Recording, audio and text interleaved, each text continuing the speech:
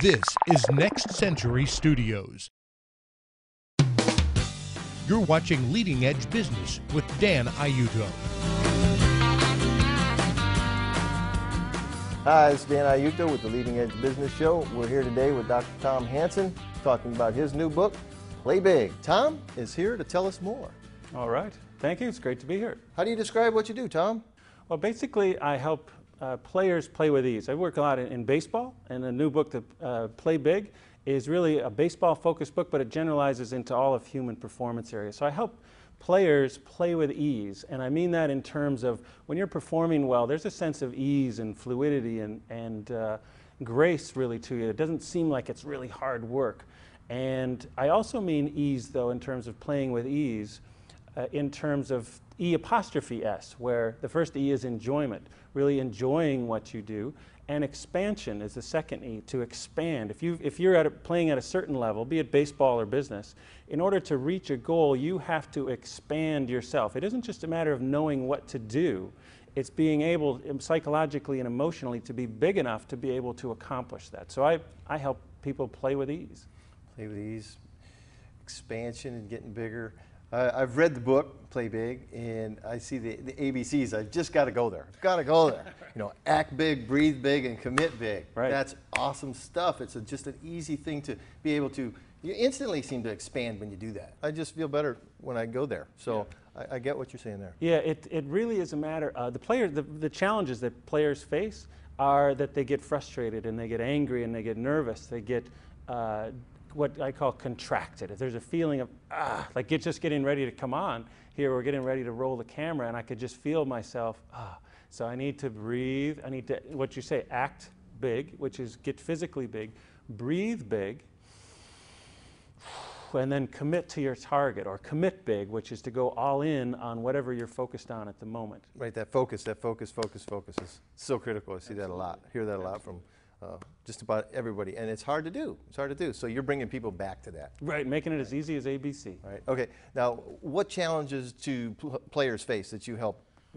Well, they do have this sense of needing to prove themselves or needing to come through. What they ultimately end up facing, I mean, it shows up again as frustration, as anger, as sort of a depression. Fear really is the biggest one. You've got two poles. If you put it on a north-south, you've got fear down here and passion and love and freedom up here. So people are down here facing, dealing with their anger and their frustration and trying harder. Again, whether it's a real estate deal or playing on the field, it's actually the emotion that becomes your biggest obstacle. You and your own beliefs and your own emotions become the biggest obstacle rather than actually your technique of what you're trying to do. So you get stuck in your own funk, so to speak, and you can't get out of it. Counter intentions driving you down. You're focusing on the negative. You're getting nowhere. Absolutely. So you're taking people back to where they need to be to focus on. I like to call that fat part of the bat. What you say. Absolutely. I love that. Okay. So you've told me before that you've had the pain of the gap in your own life. Yeah, absolutely. The pain of the gap is that's what players suffer from is that they're here, but they know they're capable of this. And this is the gap, and that's painful. For myself as a baseball player, I was good in Little League, I was great in Little League, and then up through Legion, I was great, particularly for 1 year in American Legion baseball. And then in college, I was good, but not great. And I kind of lost some of my edge. I lost some of the stuff that I had made me so good in high school, and I ended up, I walk away feeling like, I could have been so much better. Mm-hmm. It was nice, but I could have been so much better. And that's that pain of the gap, and that's what so many baseball players deal with, and that's what so many business people deal with as well. I also had it then where I was a tenured college professor. I was a full-time baseball coach, but also a full-time professor. And I just didn't feel like I was really able to do my best. So again, I felt like I knew I could do this, but I was here again. And so I left, not knowing what I didn't know about business. And then I was more like here, and I knew I could do here. But sometimes that's the way life goes. You go down into the belly of the whale and deal with all that and come back. And that's then what I'm talking about there. And then I worked with the Yankees in 2001, dream come true, full-time job with the Yankees, but that didn't go so well. And we were out within a year. And so here I was here in Tampa, again with a gap, knowing like, man, I know I can do this, but right now I'm here. And so it really becomes all about closing that gap down. All right, well now, you found an answer, obviously. Yeah. So what is it? Well, the answer really is, well, there's a lot of things that make up the answer. I can tell you a little bit more about it in detail, but one of the things that I found was that it's all about energy. It's a major shift from thinking about what do I have to do to thinking about energy and how we're all made up of energy, and that's what we are. Einstein said that.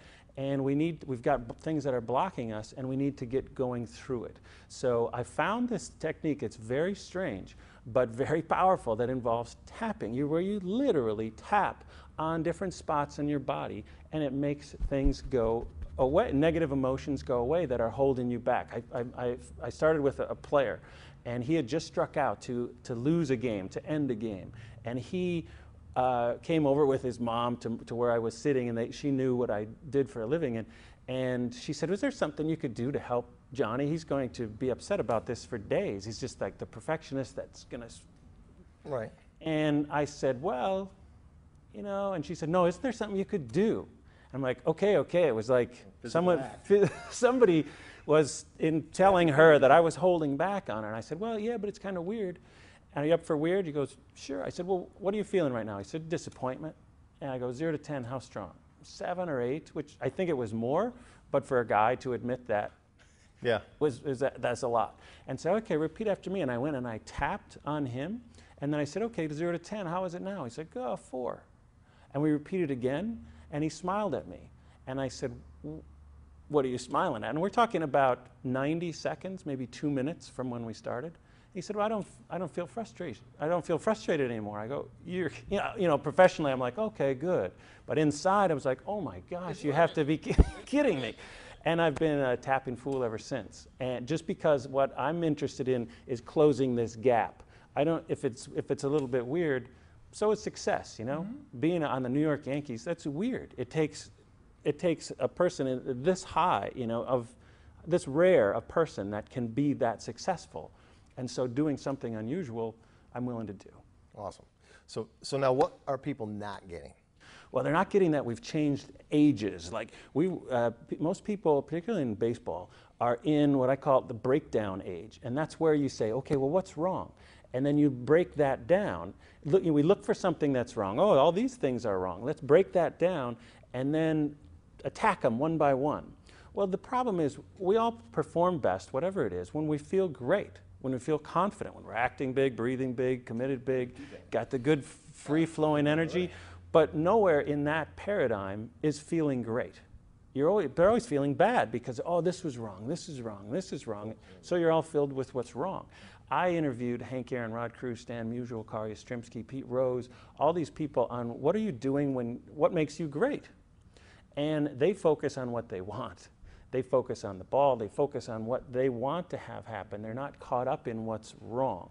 So we've moved from the breakdown age where you break everything down and it's all about breakdowns to the performance age where you're really focused on what you want. You really get that it's all about energy, not a specific mechanics. You know, a real estate guy, there's lots of ways to succeed in real estate, right? Yeah, absolutely. Yeah. But the big thing is the psychology and the emotion. Do you have that piece, the energy, your vibe? And that's what people are missing right now that they don't have. Yeah, that positive intention. You know, that is it. You know, focus on the positive because that counter intention is, I think you've said it before, it's primordial. It's old brain. Really geared towards safety. Exactly. Safety, keep me safe. And it keeps taking people there unless you have to physically make yourself go to the positive and focus on a solution and not look at those problems trying to correct stuff that is going to take you there. Right. And train it. And train it. So I've got a step-by-step system for doing just that. The first thing you do actually is you focus on what you don't want. Get clear on what you don't want. And then, but instead of staying there, which is where most people do, they got to get to step 2, which is what do you want? And use what you don't want kind of like to slingshot into this is what I want. Get really clear on that and then experience it. I've got exercises to take people through where they really experience what they want. Now as they do that, step 4 is to notice your resistance. notice, like if you say, okay, I've got this $1 million, or I'm at the next level, I'm in college playing, whatever it is, there's usually going to be a little bit of, yeah, but, or there'll be a little voice, there'll be an image in your head that's negative, a little negative voice, or a feeling somewhere in this area that is like, I'm not sure I can do that. And that's what we have to remove. We have to remove the negative beliefs that hold you back. It's not just about positive thinking. You really have to be able to remove the negative things that are in you. But old school is to focus on the negative and try and eliminate. Here, we're coming at the negative from the positive, from what you actually want. So what mistakes do people make on a regular basis? A mistake that people make trying to do this is, one, they might think it's all positive thinking, which I just mentioned it's not. It's kind of like if you have a dirty plate and put some ice cream on it, it's still not a great dessert. You want to clean it off first. So it's not just about the positive thinking. Secondly, they might try to do it, they might try and not get that it's about training, that it's really about practicing. I mean, we're not just talking about something that I can just tell you and you have it. It's more like a strength and conditioning coach where we'll give you exercises to do and practice, and you build your energy, you build your vibration the way you build your bicep through training and practice. And then the last thing that they would do, mistake that they make, is trying to do it by themselves.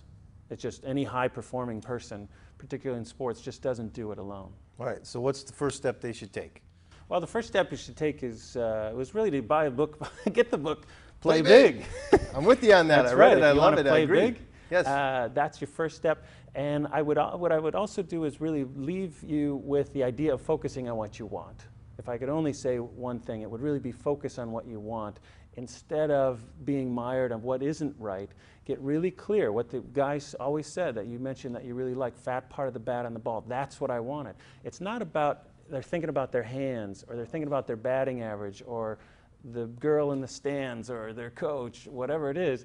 It's like, okay, what do I want right now? What's the most important thing? What do I want? And stay focused on that and do it so that you train yourself and build up that focus muscle so that you can stay on it until you get what you want. Well, Tom, I think that wraps it. I mean, I loved it, and I love the book. I love what it's all about, and I hope that this gets into a lot of players' hands, because it certainly will help them take their game to higher and higher levels on a more focused level. It's awesome. Great.